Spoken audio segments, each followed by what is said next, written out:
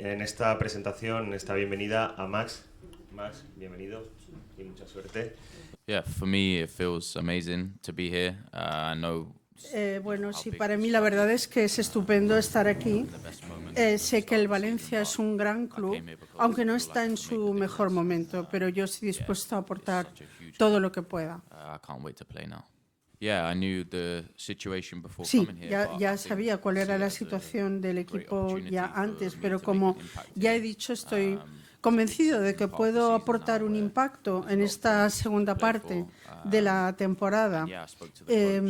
Y sí que he hablado con Corberán, he hablado con él ahora en enero, y me gusta este entrenador y me gusta el proyecto que tiene.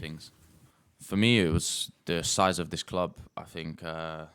Sí, bueno, todos en el mundo, desde luego en Inglaterra, conocemos muy bien la dimensión y la importancia del Valencia.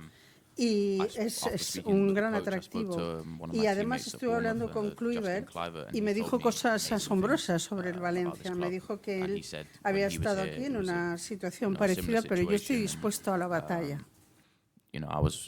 He made me aware that there's a battle when coming here, so I'm ready for it. Coming from the Premier League.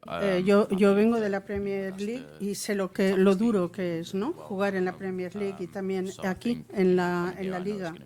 Va a suponer un gran esfuerzo.